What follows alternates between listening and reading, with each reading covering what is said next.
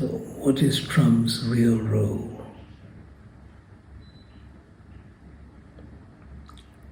The speaker is Chandra Muzaffar. Since his return to the White House on the 20th of January 2025, Donald Trump has taken the world by storm. He has issued a series of executive orders and public policy pronouncements which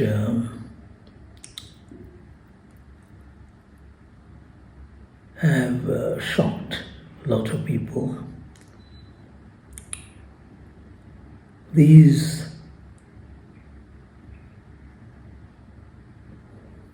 policy pronouncements and public order statements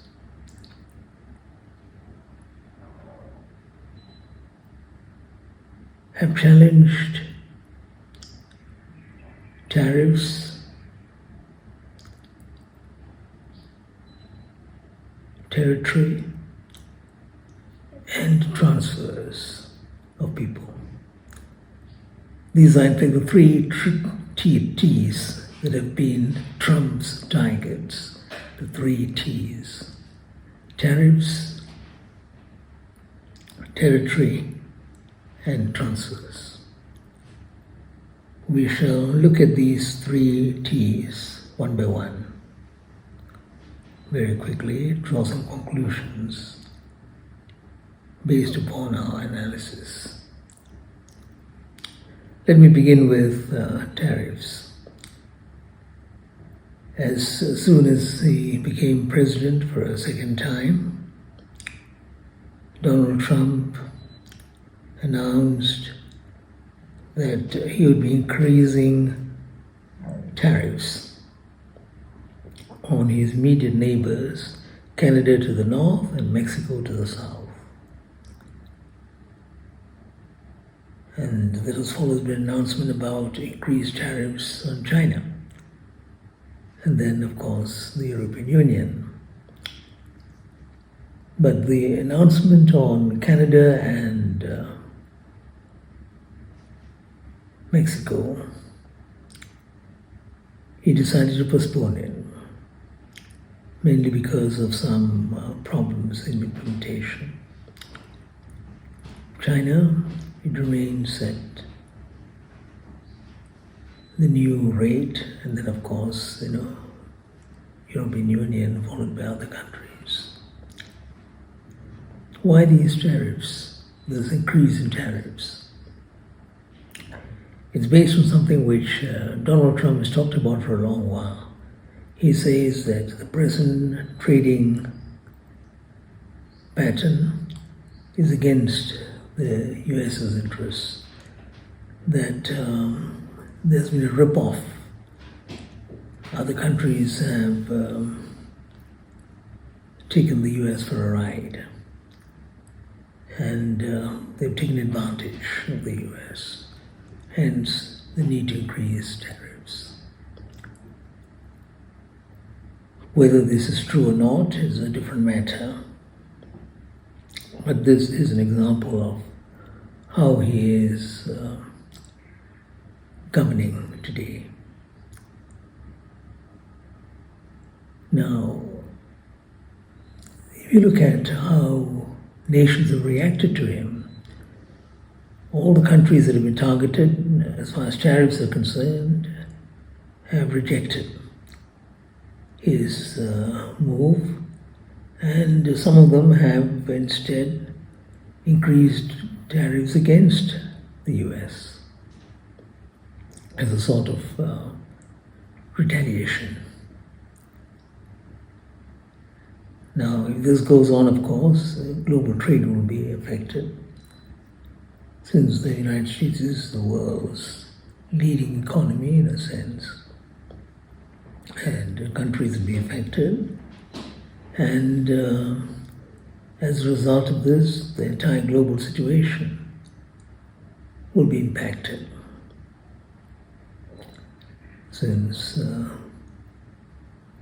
these are all countries that are playing a major role in global trade. So that's why we say that he has, in a sense, Trump, he has terrorized the world in his first few weeks as the US president the second time.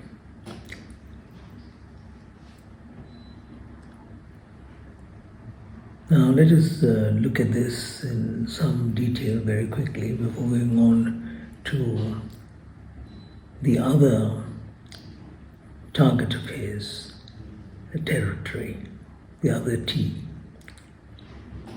As far as tariffs are concerned, he is also, I think, shown a determination to stay his ground, and others are not yielding to him. So that's the situation at the moment. His real target, many people say, is actually China. But even if that's only part of the story, it is bad enough, because the United States and China are the world's two leading trading partners. So you can see how this will impact upon the world. Now territory, again, no surprise, because he had talked about some of these things before. He had begun by inviting Canada to become the 51st state of the United States. And it was a polite invitation. He did not threaten Canada at that point. He just wants her to become the 51st state.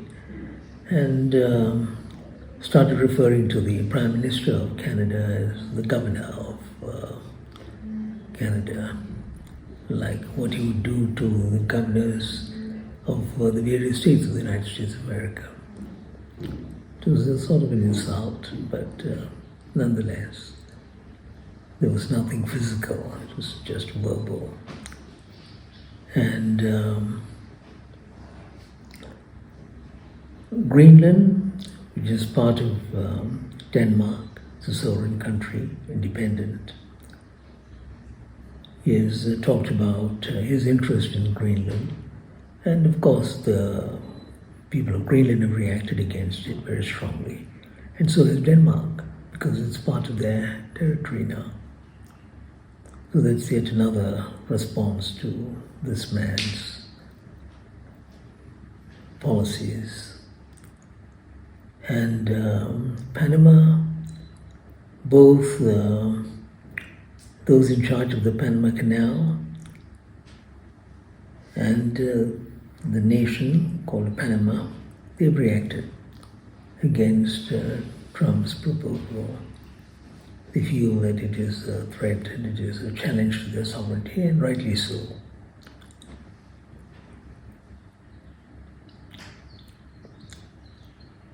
So you have Trump seeking territory. Greenland, Panama, Canada, maybe others in future, still not clear. But it's not as blatant as his attack on the third T, transfer of people. That's undoubtedly the starkest, in some ways the most sinister and the most vicious. Right from the beginning, he had talked about taking over Gaza, because he said, Gaza has become unlivable,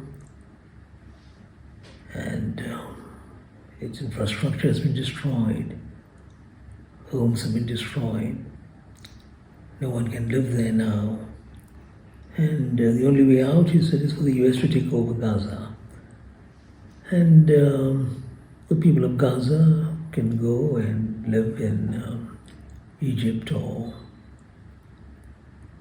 Jordan. This is his proposal. or other countries. In fact, even Indonesia has been mentioned as a possible country where they can go and live. But Gaza itself, the US will take over and convert it into a Riviera. The Riviera of the Middle East, as you put it. For,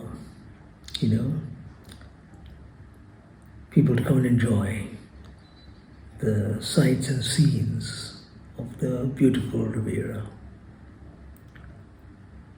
Here again, of course, as one would expect, the people have turned it down. The people of Gaza, the people of Palestine. As far as they're concerned, Palestine is theirs, and rightly so.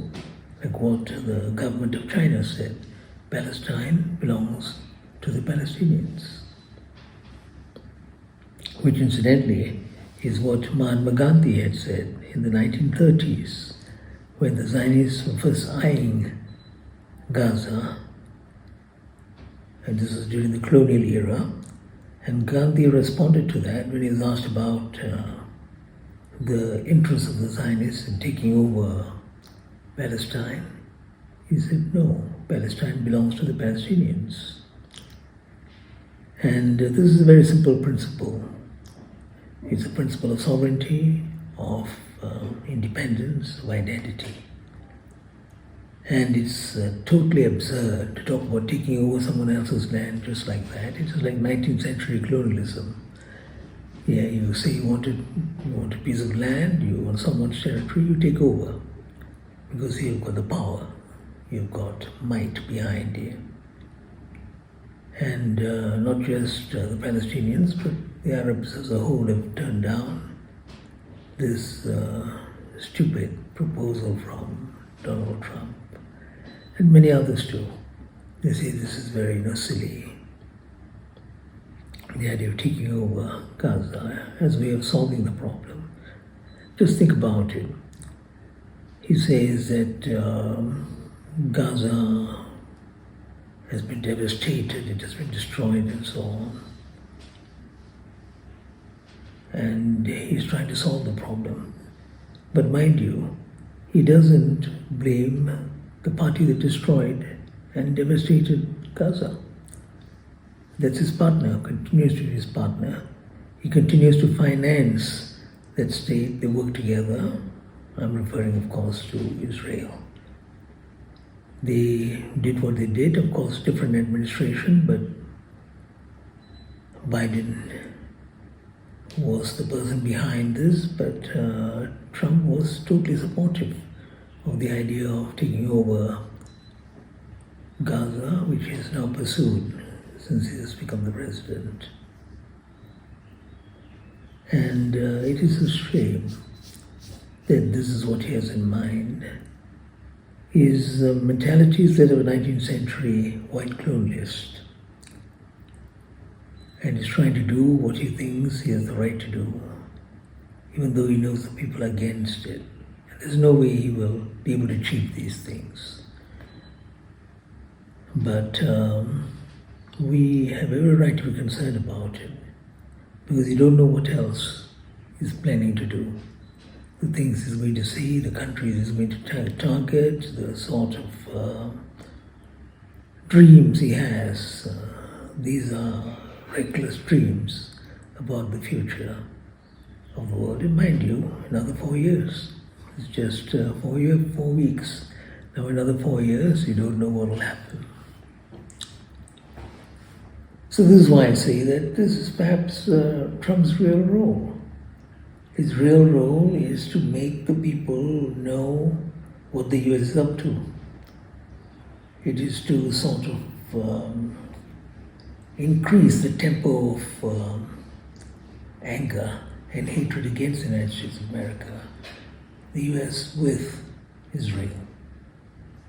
That everyone knows that this is what they're doing, this is what's wrong with the world. They've been trying to conquer other people's lands, they have been trying to establish their power everywhere, and now it's becoming even more blatant. So Trump's role is to make things more blatant. He makes things more blatant, people get angrier, and the movement against US dominance and Israeli dominance in Southwest Asia becomes even stronger. It's an ironical role. It's not something that he had set out to do, but in the end, this becomes his role, and it is ironically something which is good for humankind, right? Because everyone gets angry with the US and Israel. They know who the real culprit is, and they want freedom and they want liberation. And because there is so much support for the liberation of all these countries from US dominance or US hegemony, from Israeli dominance, you find that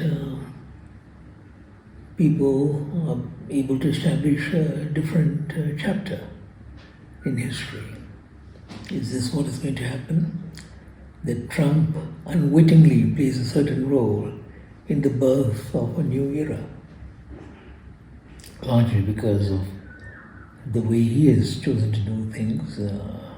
Same goal in the larger sense, but he does it in a much more blatant manner.